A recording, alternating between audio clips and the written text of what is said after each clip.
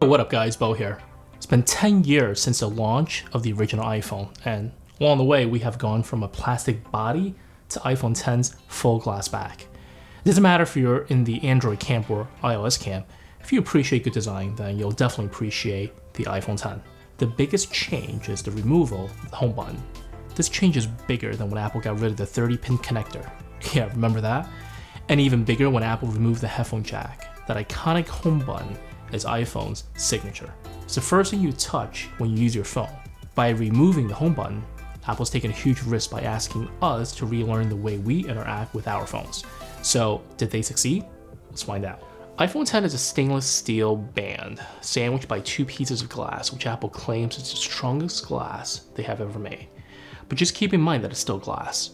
That very shiny stainless steel band reminds me of the back of the iPod Touch and will be prone to scratches, so if you prefer your phone to be in mint condition, I recommend a case. Starting off from the left side, the standard mute switch up and down volume buttons are all there. On the right, the previous power button is now longer and it serves multiple functions.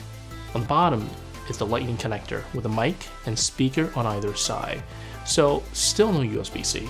But for those hoping the audio jack making a comeback, well, I think it's safe to say that anything can happen.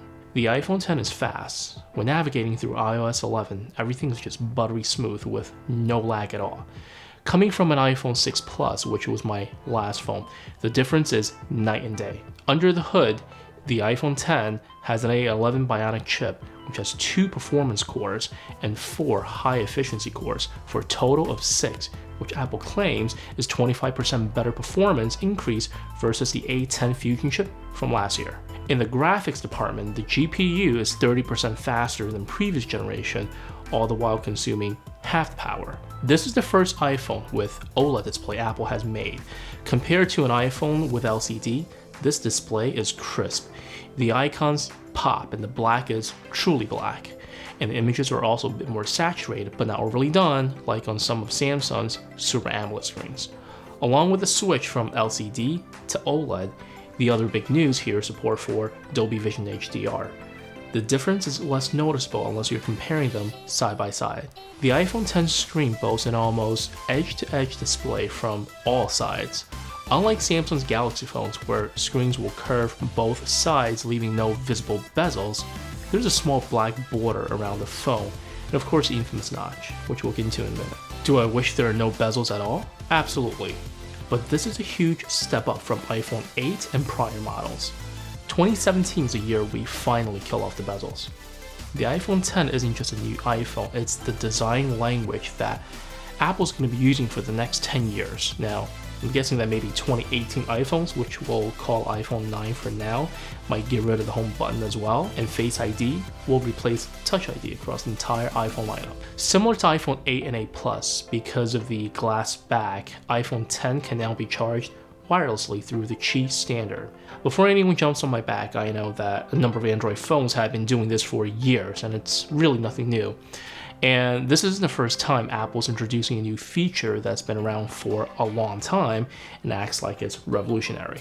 But whether you love or hate Apple, they're an industry mover, and the fact that they have gone the Qi wireless standard means you'll be seeing a lot more third-party accessories on the market. Keep in mind that the iPhone X actually doesn't quite support fast charging yet. That function will be enabled in a future iOS 11.2 update. Even so, the standard plug that comes with the iPhone isn't powerful enough to support fast charging. Apple's encouraging you to buy the USB-C charger along with the USB-C to Lightning cable at a whopping $74. That's insane. I'll be doing a video comparing the 29-watt USB-C charger with an iPad charger to see which one gives the better value. So make sure to subscribe when that video hits. Apple announced that it's developing a wireless charger called the AirMap that can charge the iPhone, Apple Watch, and AirPod all at the same time, something that no current wireless chargers on the market can do. It's set to be out sometime early next year. Speaking of power, the battery life on the iPhone X is surprisingly good. Not great, but pretty good for the average user. You definitely won't get the same battery life as the Plus model, but it fares much better than the non-Plus iPhones like the 8 and 7. I've been averaging between 7 to 9 hours on moderate use, and a couple hours longer on light use. I've always preferred the size of the Non Plus model for one-handed use, but wanted the battery life and screen size of the Plus. Now, I can have both. Well, sort of. The iPhone X's OLED screen measures 5.8 inches diagonally, 2436 by 1125, resolution of 458 ppi, which Apple's calling Super Retina display. It has a 1,000,000:1 contrast ratio, True Tone, and P3 wide color display, meaning it's able to show a wider range of colors. Now, even though iPhone X screen measures 5.8 versus iPhone 8 Plus screen of 5.5, the OLED screen is actually taller but more narrow, so you actually don't get more real estate. And in actuality, it's really a bigger iPhone 8 rather than a smaller 8 Plus, which I'm perfectly okay with. I typically carry my phone in my front pants pocket, and when I had a 6 Plus, sitting down made me feel like it was going to bend. The iPhone X, on the other hand, is much more pocket friendly.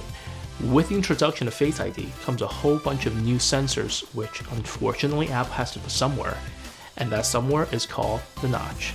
It's polarizing. Some people hate it, while others say they don't even notice it after a day of use. I tend to fall in the latter category. All the sensors in the notch, including the front-facing camera, is referred to as the True Depth camera. It's essentially a miniaturized version of the Microsoft Kinect, and pretty incredible when you think about how big the Kinect was. So how good is Face ID? In a word, really good. Alright, 2 words. It's a great alternative to Touch ID, and setting up is simple. Just make sure your face is within the circle and move your head until all the green lines light up.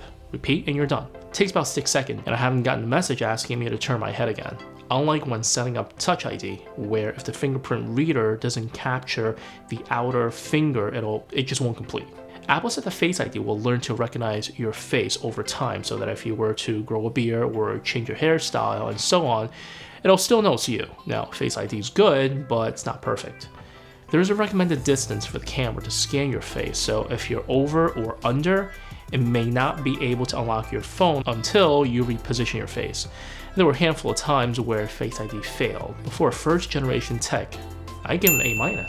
When Touch ID debuted a few years ago, it definitely wasn't where it is today. My phone didn't recognize me when my finger was damp or wet or dirty, so I'm definitely excited to see how good a Face ID will be in a few years. With the removal of the home button, you not only have to unlock your phone in a new way, but there are some new tricks navigating the home screen as well. First question I get asked a lot is, how do you close an app and get back to the home screen? Simple, just swipe up from the bottom. There's a persistent line at the bottom of the screen, and you can think of it as a virtual home button. What used to be the gesture to bring up Control Center now brings you back to the home screen. Now the Control Center has been relocated to the top right. Swipe down from the top right will bring up the Control Center. If you swipe down from the top left, it'll bring up the notification center. One thing I'm not crazy about is the way you force close apps. You swipe up, but keep your finger on the screen around midway, and the multitasking function kicks in, which is fine. But then you have to let go and press and hold the app until the close button appears, and either swipe up or hit the button to close. A much more intuitive way would be to swipe the app away without having to press and hold, so hopefully that's something Apple can fix in a future update. On the other hand, to switch to your recently used apps, you can just swipe left or right on the bottom, kind of like the virtual desktops in macOS. This is a really simple but useful feature, and it's one of my favorite. Some of the other common features like taking screenshots have also changed. Just press the side button and volume up at the same time, and done. Press and hold the side button will activate Siri, or you can just say, "Hey Siri." Double tap the side button will bring up Apple Pay, which works the same as before. Now it'll just read your face instead of your fingerprint. Lastly, if you press and hold the side button and volume up at the same time, it'll bring up the slide to power off message. Reachability is also present on the iPhone X, but is turned off by default. Once you turn it on in settings, just swipe down from the bar. Now, all these new gestures sound like it's a lot to learn, and it is. But once you start using it, it'll become second nature. Another iPhone X exclusive feature that was heavily demoed at the September iPhone event is Animojis. Essentially, it's an app within iMessage that projects a character face onto your face, and the True Depth camera will read up to 50 facial muscles and emulate everything from shaking your head, smiling, to frowning. There are a total of 12 faces to choose from a monkey to a pile of crap. You can record up to 10 seconds and send it as a text. The best part is the person receiving doesn't have to have an iPhone X to see it. You can also check out my iPhone X first impression video where I put Animoji to the test, and it works really well. You can check it out up here. The best camera is the one you have with you. I know, sounds cliche. Over the last few years, cameras on smartphones have completely overshadowed what used to be the number one function, the ability to actually make phone calls. Now, the focus is how good is the camera? With every iPhone, Apple claims improvements in the camera department, and the iPhone X is no exception. On the back, there are dual cameras, which is something quite a few manufacturers are jumping onto. These are the exact same cameras as on the iPhone 8 Plus, but what's different here is that they're oriented vertically. The first is a 12 megapixel wide-angle camera at f1.8 aperture. The second is a telephoto camera at f2.4 aperture with quad LED True Tone flash between them. Both cameras have optical image stabilization. After testing it out, I gotta say it's really good. Even if your hands aren't too steady, your shots will look like it was done on a gimbal. There's some pretty exciting news on the video front. The iPhone X is able to shoot 4K at up to 60 frames per second. Now, there are a lot of DSLRs that can only record up to 30 frames per second. So for a smartphone that can go beyond that, it really shows how far we've come. You can also shoot 1080p at 120 or 240 frames per second, which again, this is something a lot of DSLRs can't do. The front-facing true depth camera is 7 megapixel f2.2 aperture and can record at 1080p. Speaking of the selfie cam, portrait mode is available on the iPhone X just like on the 8 and 8 Plus. Depending on the lighting condition or your background, it can work pretty well or pretty crappy. But even when it works well, the edges around my head are a bit too blurry for my taste. And if your background blends in with your hair, the camera has a hard time telling the two apart. Since this is still in beta, hopefully Apple can refine the function with future updates.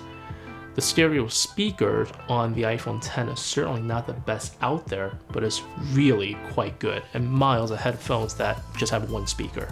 And I, for one, have really enjoyed using it either as a music player or on conference calls. 2017 is almost coming to an end, and so far it's probably one of the best years for smartphones. What with the Samsung Galaxy line, Google Pixel 2, the Razer phone, and of course the iPhone X. I've been a fan of the iPhone 4 and 5 design and still think those are the best looking iPhones ever.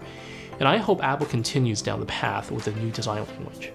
If you're a content creator, whether it be photography or videography, you can do so much with the iPhone X. It's got so much power packed into this little small body. At the end of the day, and this is also something that I need to remind myself of, it's not the gear that creates awesome content, but what you do with the gear that you have is the most important. I would love to know what you think is the most significant phone of 2017, so drop me down a line in the comments. If you like this video and you're feeling awesome, make sure to hit that like button and subscribe so when a new video comes out, you'll be the first to know. This is Bo. Hey, thanks for watching, and I'll catch you in the next one.